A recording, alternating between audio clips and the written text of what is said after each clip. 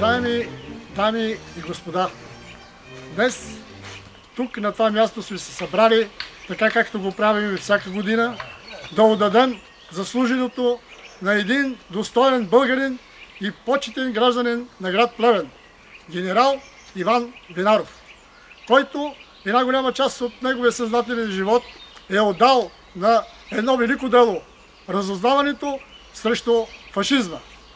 На тази наша среща присъстват членове на управителния съвет на Сдружение генерал Иван Винаров за парка и лъка, Национален съюз безопасност и охрана клон Плевен, Национална асоциация сигурност клон Плевен, Регионален исторически музей Плевен, двама екс-кметове на град Плевен, господин Андрей Романов и Петко Цолов. Ще дам думата на екс-кмета Андрей Романов, който ще сподели спомени за генерал Иван Винаров. Аз казах, че това за град Плевен можем да го наречем историческо место. Мога да се аргументирам веднага. Не само за това, че тук прекара последните години от живота си нашия именит съграждан, генерал-лейтенант Иван Цолов Винаров, а защото тук в тази малка къща, в стаята от другата страна, са обсъждани и решавани, бих казал, стотици въпроси за развитието на град Плевен през втората половина на 20 век. Още не сме в Плевен оценили какъв велик човек е генерал Иван Винаров. И не само не сме го оценили, но от време на време се опитваме да го унижаваме или да омаловажим огромната дейност, която той извършваше.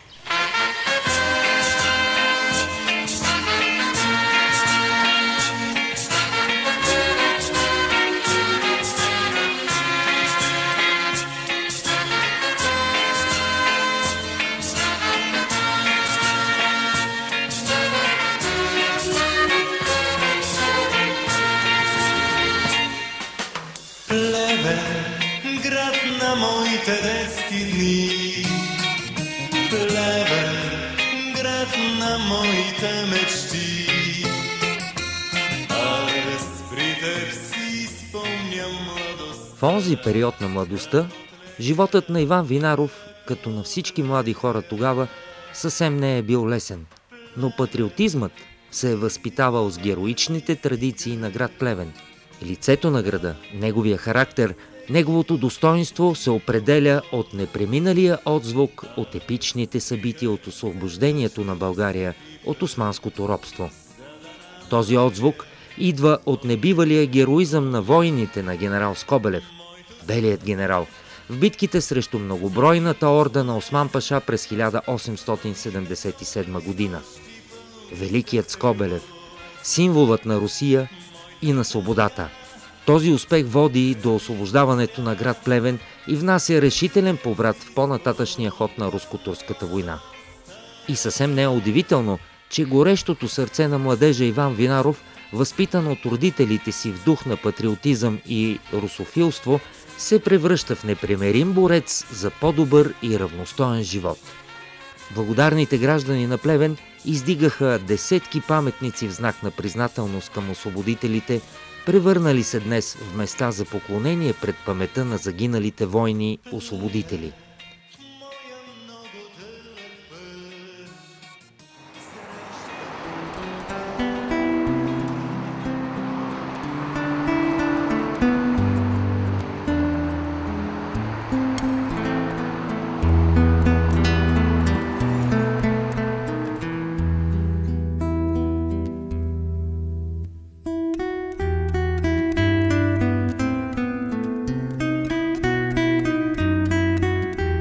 Винаров попал в Москву в 1922 году и как молодой человек... Иван Винаров попада в Москва през 1922 година и както обикновено правят младите хора, той започва своето следване в университета Свердлов, който дава образование за подготовка на ръководни кадри.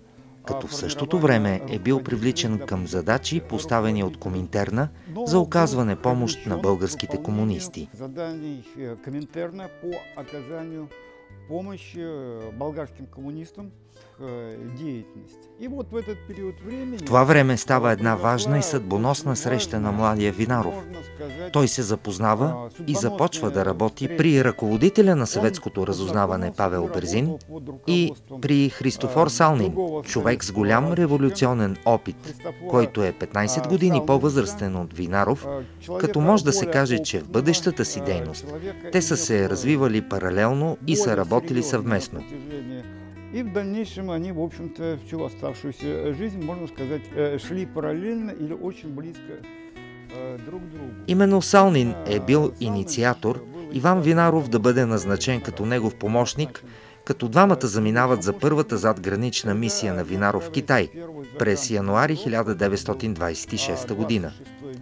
Като шифровчица с него заминава и бъдещата му съпруга Галина. Първоначално тяхната група се е занимавала с оказване на помощ на китайските комунисти и едновременно с това са проучвали поведението и настроението на различни групи белоемигранти, които са били дислоциирани в Манчжурия и близо до границата с Съветския съюз, в град Харбин. През 1927 година, вследствие на изострянето на обстановката в Китай, на Винаров и колегата му се налага да заминат на юг и се установяват в град Шанхай, където по смисъл работата и пребиваването им са имали нелегален характер. Полностью нелегальная деятельность, нелегальная група. В Китай Иван Винаров започва своята трудова биография на попрището на, както той сам се изразява в едноименната си книга, бойци на Тихия фронт.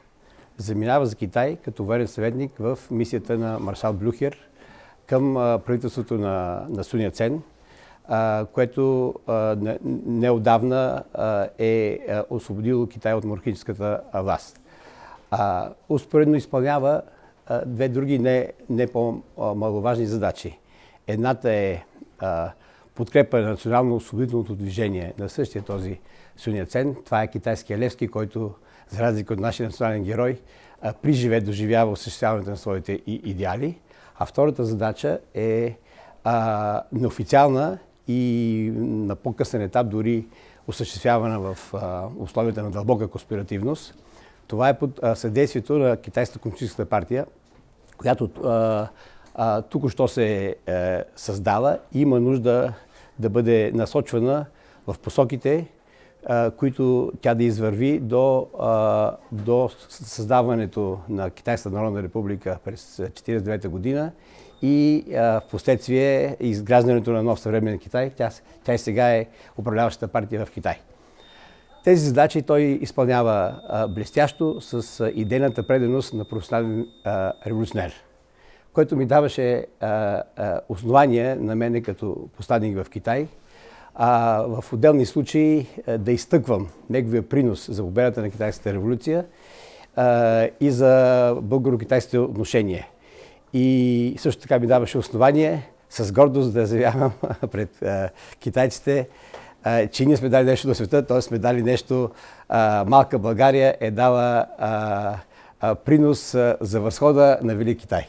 После возвращения в Советский Съюз, по получению допълнителни специални... След завръщането си в СССР и след получаването на допълнителна разузнавателна подготовка и обучение, двамата с Салнин получават други назначения. Салнин е назначен с разузнавателна мисия в Европа, а Винаров става резидент на съветското разузнаване в Австрия, като изпълнява отделни мисии и в България и други балкански страни. Доста често пътищата на двамата се пресичат, изпълнявайки съответно едни и същи задачи. След завръщането си в СССР през 1933 година, Иван Винаров продължава образованието си във Военна академия в Рунзе. Там се дипломира и през 1936 година получава ново назначение в Испания, където започва гражданската война. Непосредственото му местопребиваване през този период е главно в Париж, Франция, но основните му мисии са свързани с оказване на помощ на испанските комунисти в борбата с Франко, който започва метежа в Испания. Иван Винаров е забележителна фигура на българската история. Аз не съм работил пряко с него и съм много по-млад от него. Много познавах покрай родителите на моята съпруга, които са също били емигранти в Съветския съюз. И те тук се събираха на различни компании. Аз слушах какво говорят и затова знам за Иван Винаров и от това го познавам. Той е раждан в Плевен, участва във войната. След войната България по Ньойския договор няма право да има армия, няма право да има оръжие.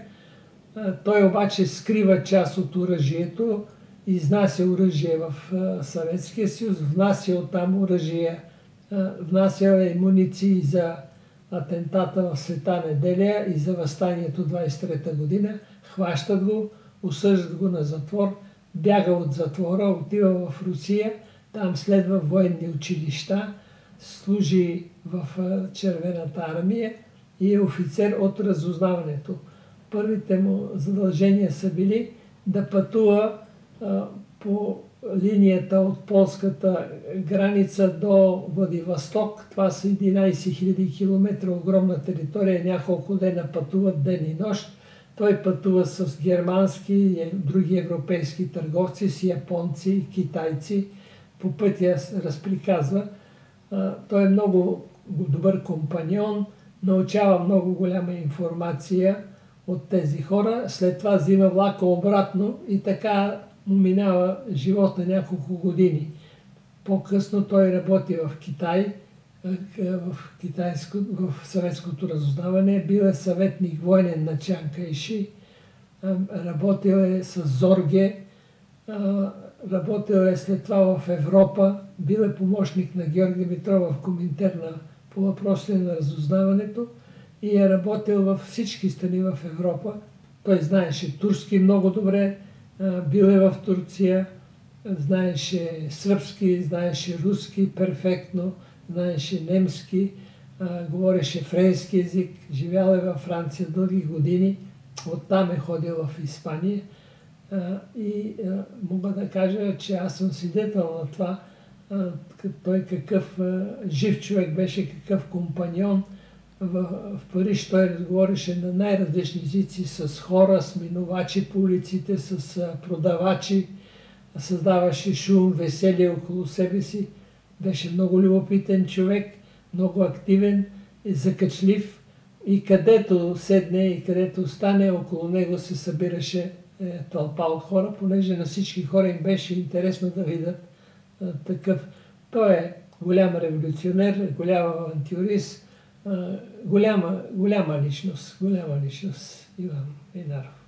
Като дойде в Париж, той искаше да го заведа в едно село до Пиринеите, на испано-френската граница. Заведох го аз, понеже бях свободен журналист, мога да пътувам. И като наближихме сърцето, той взема картата и почна да ме команда в колата. Да зави от тук, зави от там, мини там, спри тук, пред едно ресторанче. Дойде келнер ли беше, собственик ли, готвач, не знам. Почнаха да се оговарят какво да направи. Ба Иван ръкомаха с ръцете, оня ръкомаха се едно, че премятат месо на скарата. И това бяха някакви думи, някакви пароли между тях двамата, защото на даден момент Иван Винаров скочи, двамата се запрегръщаха, зацелуваха се и щяха да се разплачат. Оказва се, че Иван Винаров по време на Испанската гражданска война в това село е живял, а този му е бил сътрудник. И се познават от тогава и се помнят. Значи беха минали 30 години, защото това е 36-та година. Войната това беше 66-та година, а войната е от 36-та година. Внимание! Говорит Москва. Сегодня в 4 часа утра без всякого объявления войны, германские вооруженные силы атаковали границы Советского Союза.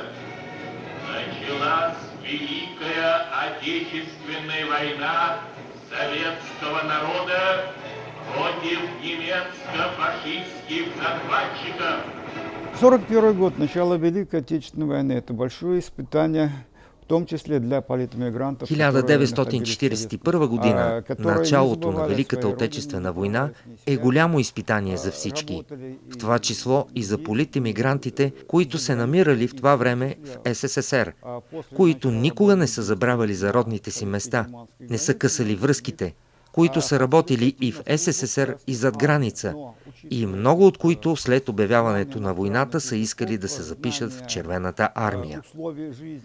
Независимо от това, имайки предвид познанията им и използването на чужди езици, познаването на обичаите и обстановките в различните окупирани от Вермахта страни, те често са били използвани в състава на спецподразделение, като едно такова спецподразделение било отделната мотострелкова бригада с особено назначение на НКВД.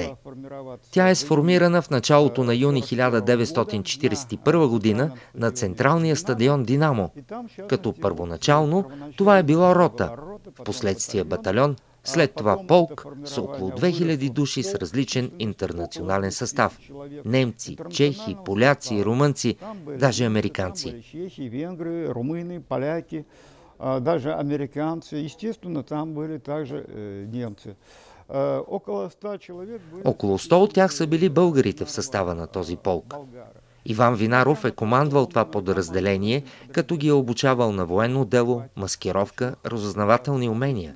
В същото време Винаров, както и подготвените от него военнослужещи, непосредствено са участвали в изпълнението на краткосрочни и дългосрочни задачи зад граница и зад линията на фронта, като някои от тях са загивали по време на изпълнението на тези задачи. Иногда бойцы, уходившие за ту линию фронта, они и не возвращались, они погибали при исполнении заданий. Вот Винаров тоже непосредственно принимал участие в решении боевых задач. През 1944 година, когато положението на фронта се променя коренно, когато става ясно, че фашистска Германия ще загуби войната, възниква въпросът за освобождаването на страните и народите, окупирани от Германия и нейните съюзници, които, независимо на формално обявения неутралитет, фактически са се явявали активни участници и съюзници във военните действия. В това число е и България.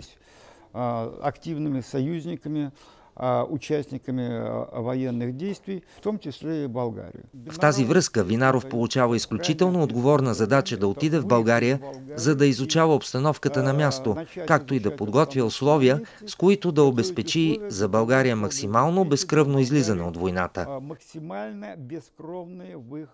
Целта е да не се допусне сблъсък между армиите на двата братски народа и да се минимизират възможните последствия. В тази своя дейност по изпълнение на това задание той се е срещнал непосредствено с военното контрразузнаване на Трети украински фронт, който след успешното освобождение на Румъния е бил концентриран на румъно-българската граница, като приносът на разузнаването и на Иван Винаров е с огромна стойност за това, че освобождаването на България много бързо преминава без военни действия и загуби. Генерала дълго време не е живял в България и в Плевен. А той се завръща тук и специално в Плевен в края на 1945 година. Като генерал-майор и командир на Плевенската дивизия. По това време той заменя бащиния си имот с този имот тук. Онзи имот е много по-скъп и по-голем от този, но той не е бил претендирал за нещо особено, но да има къде да живее все пак.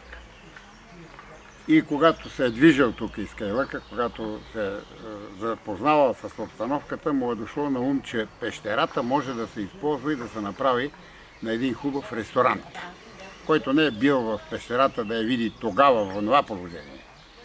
И сега като ресторант трудно може да направи сравнение, но аз се помня от това време още. И в 1948 година, в края на годината, се открива ресторант Пещерата. Това е първият обект, направен по идея на генерал Иван Винаров. В 1946 година той събира собствениците на предприятията в Плевен, тук на това место. И шеговито им е казал: господа, до сега работихте и всички печалби използвах само за вас. Сега част от печалбата ще дадете да направим един хубав парк. И накрая генерала е завършил с това. Ние добре си приказваме, че направим, а то става с пари. Аз имам 300 000 лева. Тези 300 000 лева са по онзи курс, които са равни сега на 3000 лева.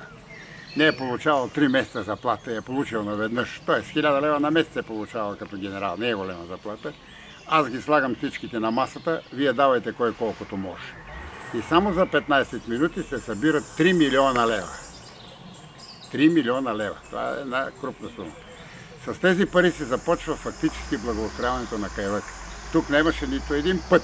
Имаше коларски път, който кръстосваше така, минаваше през реката от другата страна и пешеходеца можеше да премине през реката, която е толкова широка, колкото е този участък. Ако има 2-3 камъни да стъпи на тях, за да не прегази водата с обувките си.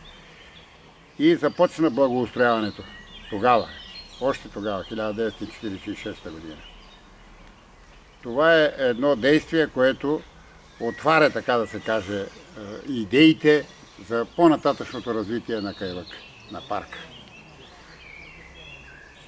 През 1950 година, той по това време вече министър на благоустрояването и комуналното стопанство. И той превежда, аз ще кажа този случай, защото е интересен според мен. Превежда 60 000 лева на общината, за да се решават тези проблеми, тъй като другите пари не са достатъчни. 60 000 лева не са много пари, обаче тогава се е държало на дисциплина и са казали, че Иван Винаров е направил грубо финансово нарушение, заради което трябва да бъде снет като министър и съден, поради това, че е проявил местен патриотизъм и харчи пари за родния си край. И се беше организирано дело в София, да го съдят.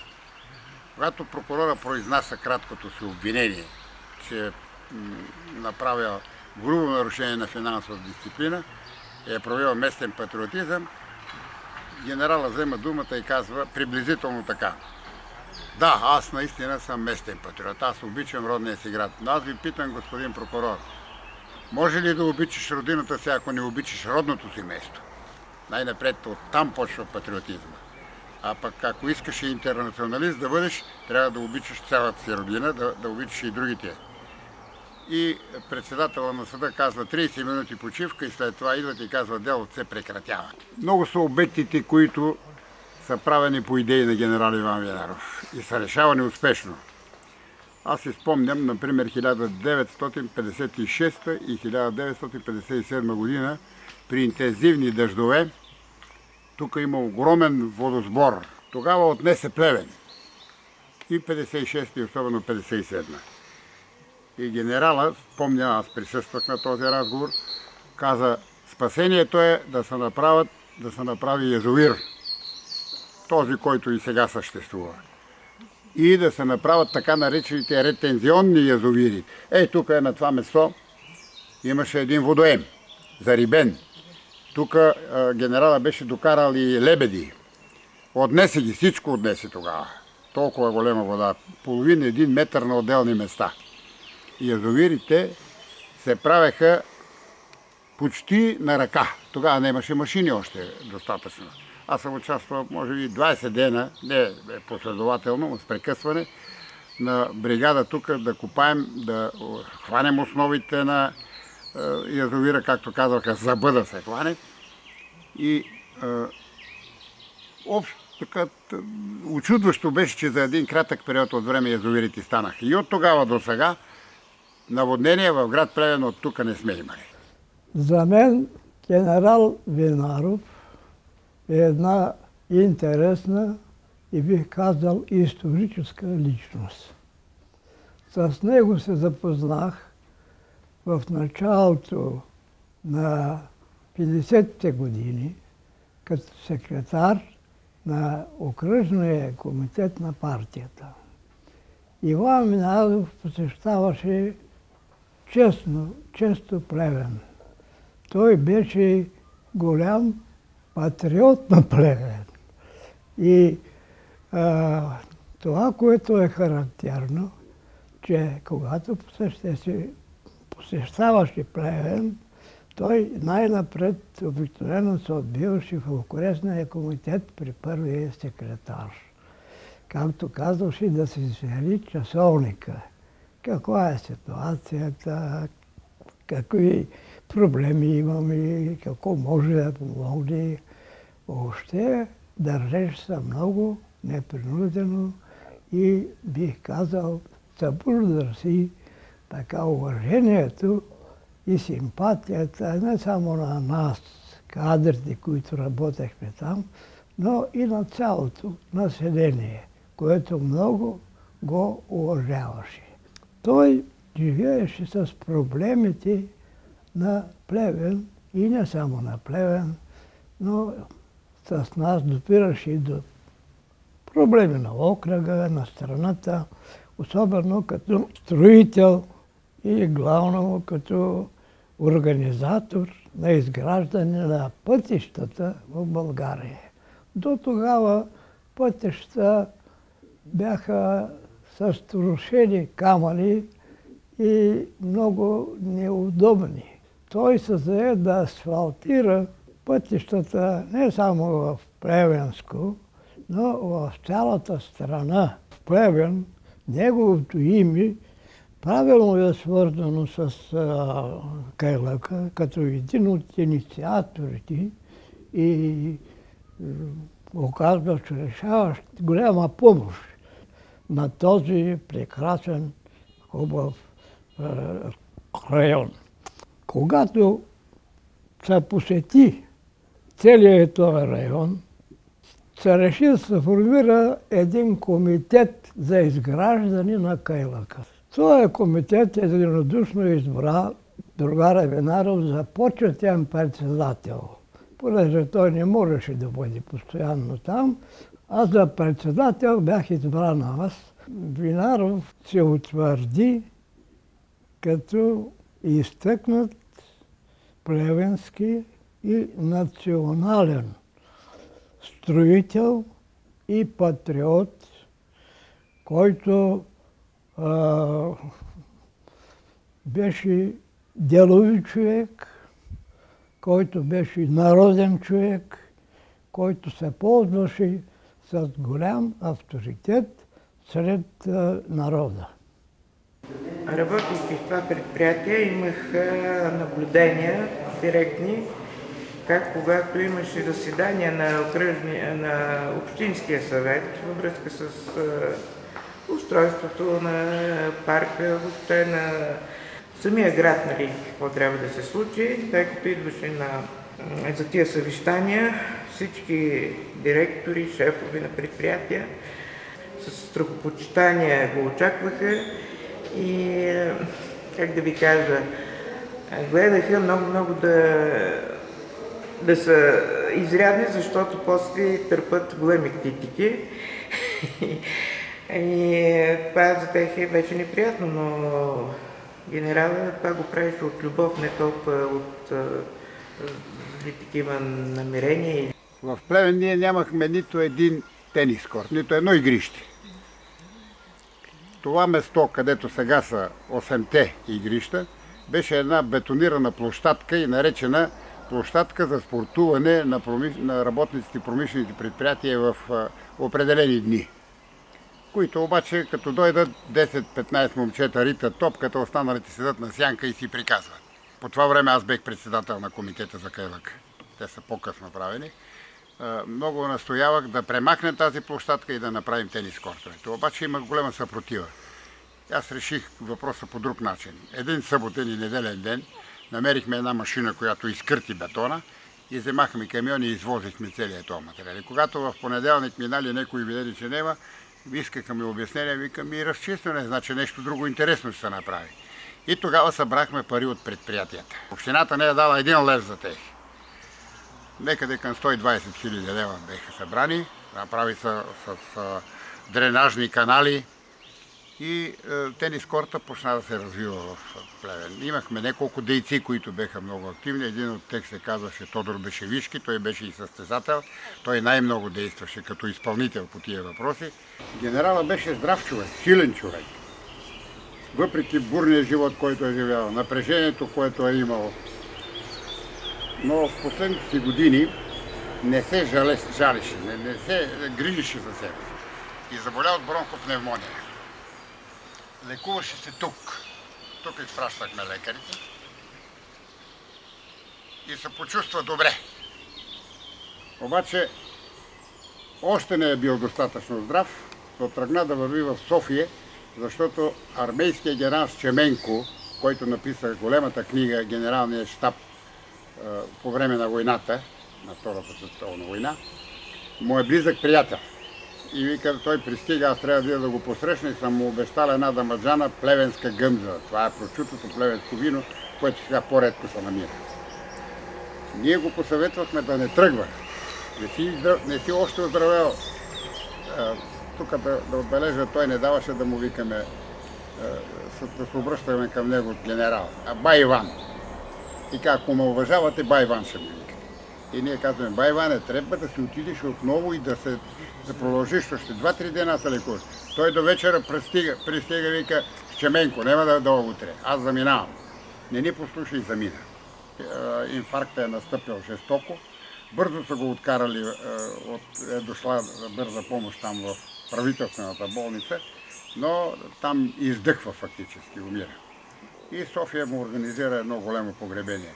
Ние искахме, казахме на София, аз тогава бех включен в тази комисия по организиране погребението и искахме, излагахме нашите съображения да си го погребем в Плевен, където той желаеше, казва, един ден, когато стане онова, не казва, когато умра. Ей, тук ще ме сложите. Обаче от София ни казаха така, генерала не е само ваш, на Плевен той е на България и му организираха едно изключително, ако може да се говори за погребение, че има тържествено, но беше наистина така. От където беше изложен в Централен дом на армията до Орландовци, гробището на Орландовци. Казваха ни хората там, че процесията е била в продължение на 2 километра, толкова много народ. Всички бивши министри-председатели и министри-пенсионери, които беха живи, се явиха с букети цветя да положат пред генерала. След това обаче ние решихме, 8-та година бе изминала, да изпълним неговата заръка, да го пренесем тук. И го пренесахме 1977 година. Искам да завърша с неговата идея в Плевен да се построи панорама. Той в некъде 50-те години беше това, замина за Москва да разговаря с Екатерина Фурцева, която беше министър на културата на тогавашния Съветски съюз, като да не го обвинят в местен патриотизъм, каза, предлагам да се изгради панорама, която да не дублира Бородинската, но да е нещо подобно и да бъде или на Шипка, или в Плевен. Значи Плевен не е пропуснал или на Шипка. Фурцева е одобрила идеята, но е казала, да отложим въпроса във времето. Той дойде много ядосан и вика, отложи го, Господ знае кога ще бъде. Нема да бъда жив да видя. И наистина панорамата я направихме в 1900, проектирахме 1976 и я изпълнихме 1977 година и я открихме на 10 декември 1977 година в чест на 100 годишнията на Плевенската епопея. Така че той има дял и тук, и в това изпълнение, въпреки че вече го нямаше него. След смъртта на генерал Иван Винаров, ние, които ръководехме тогава града, обсъждахме въпроса как да увековечим неговото име и неговото велико дело, което извърши за Плевен. Решихме, че трябва да се направи паметник. Нашата идея на градското ръководство, аз бех кмет тогава, беше паметника да се направи точно на входа на Кайлъка, там където е обръщателката на тролея сега. И символиката беше такава. Ръката сочи към Кайлък. Главата е леко обърната към града. И това значеше така. Граждани на Плевен, кайлъка е ваш, заповядайте в него на разходка и на отдих.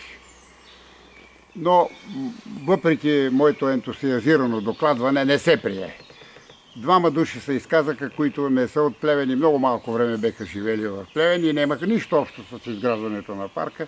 Казаха не, паметника на генерала ще бъде в центъра на града. И се взе това решение, което според мен не беше правилно, защото пък после, преди около 20 и няколко години, някой взе решение, че не е му местото там и беше изхвърлено там.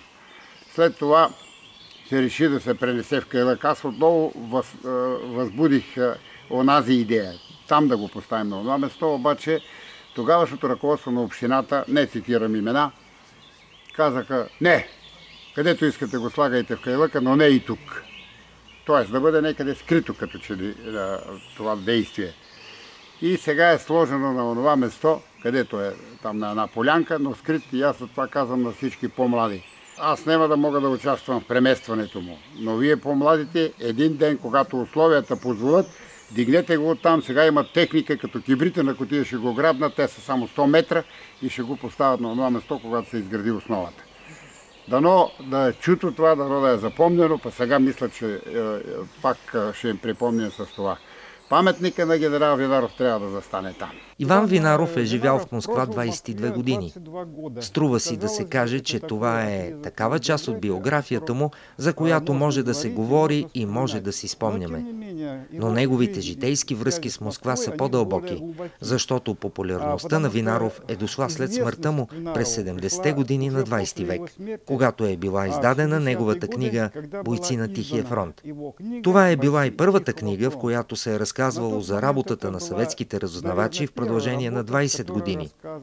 Хората, с които той се е познавал лично, с които той е работил и контактувал.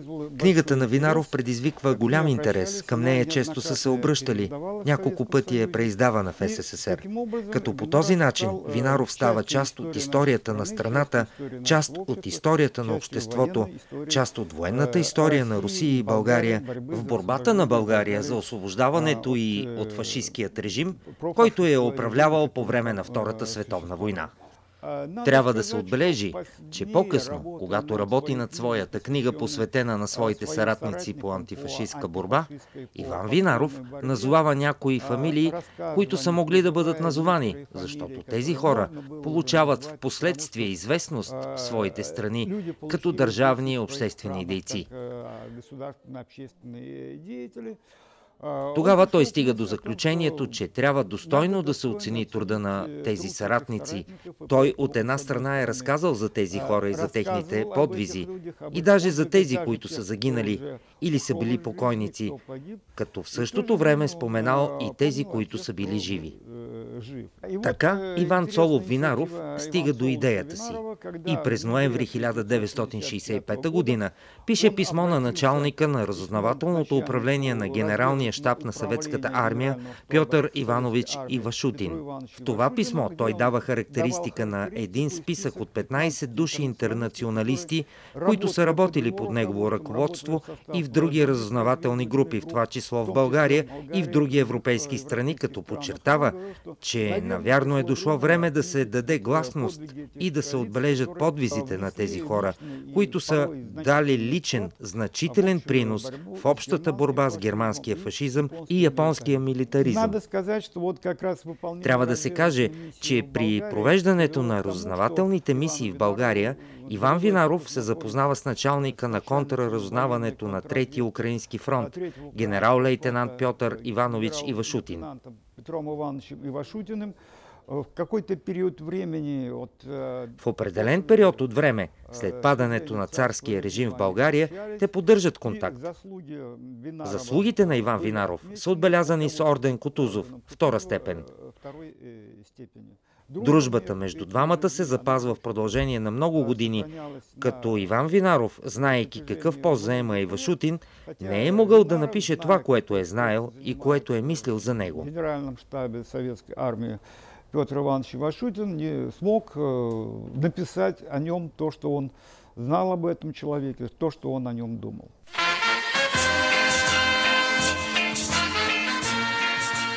В чест на 120 години от раждането на генерал Иван Винаров, Пред сградата на областното пътно управление в Плевен беше монтиран паметника му, стоящ досега в двора на бившия стъкларски завод генерал Иван Винаров. Генерал Винаров поначало беше човек и когато излезе книгата за доктор Зорге, тъй като по същото време Зорге и Винаров са били и двамата разузнавачи в Китай. И провежда се в София една голяма конференция, пресконференция в тогавашната сграда, където е сега президентството в салона. И журналисти, стотина човека задават въпроси, камери снимат и казват: кажете нещо за Зорге.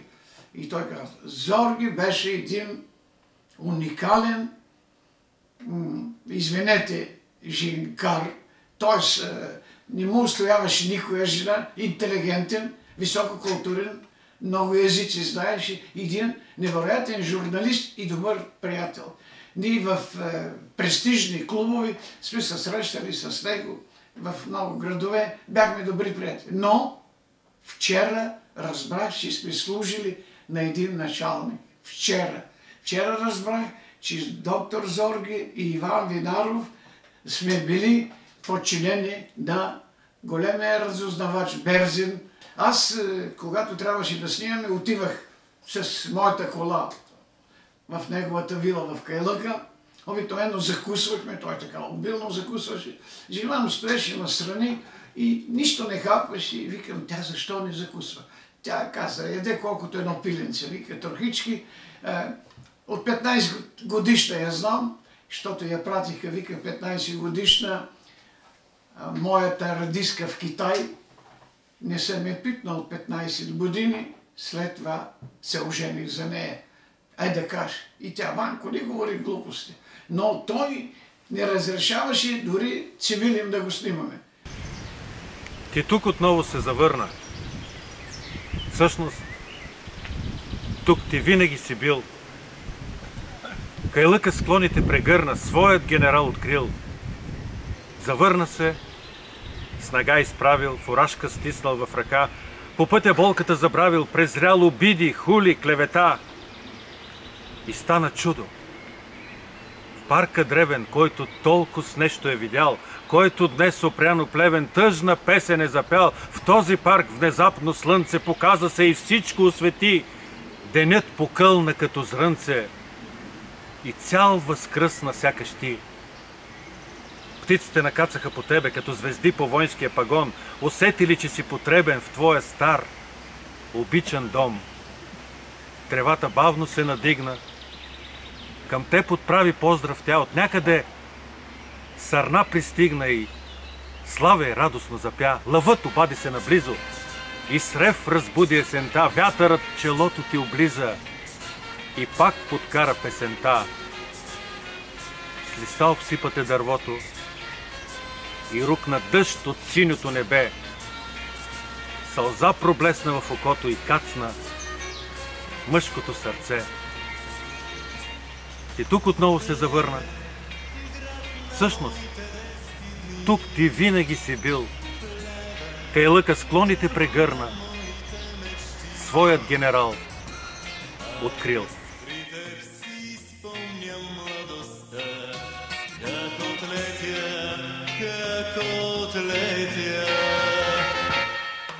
Плевен, ти си малък райски кът, да, на всеки пътник ти подслон. Аз при теб се връщам всеки път, за да намеря своя дом. Моето сърце ти ми отне